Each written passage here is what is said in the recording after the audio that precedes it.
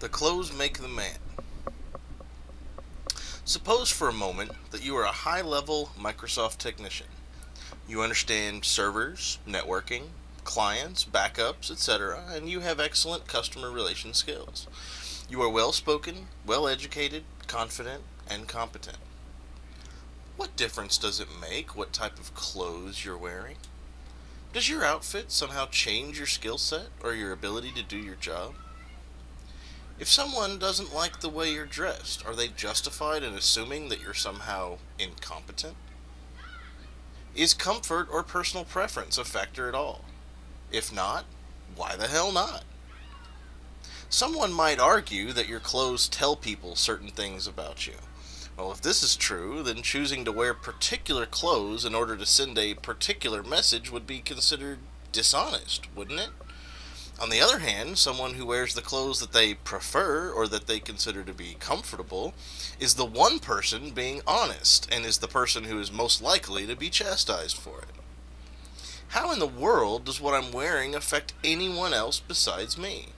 Yeah, you have to look at me, but it isn't as if I'm wearing a rotting corpse. If I'm working on your computer wearing blue jeans rather than slacks, what possible impact can it have on anyone else? If the answer is just that people expect certain things, then why should they expect those things? And does it make any sense to expect them? Even if we were to accept that there are objective standards for fashion, what the hell are they? Who is the ultimate authority for these standards? If the individual person is the authority, then does anyone have the right to expect anyone else to conform to their particular standards? This whole idea that clothes determine the way in which you are judged by others really harkens back to the class systems of human history. Throughout history, the rich have differentiated themselves from the poor primarily through extravagant or expensive clothing. The real reason for this, as we can understand it now, was to keep the class warfare at the forefront.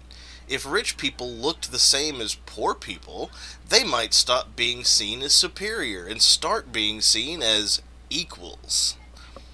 The thing is, though, that this is the age when we get to question the stuff that we've always done. We live in a time when homosexuals can be honest with themselves and others without fear of imprisonment or execution. Well, mostly, anyway. We live in a time when virtually any desired information is available to the general public, not just specific groups of people. Most importantly, we live in a time when questioning the status quo is not only allowed, it's encouraged. This may seem like a minor issue to some people. I've been told things like, why can't you just accept it as the way things are? The answer, of course, is that it doesn't matter if that's the way things are.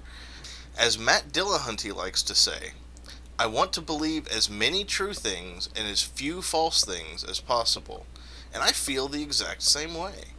I see fashion as a holdover idea from the aristocracy which should not be used to judge the character or competence of anyone.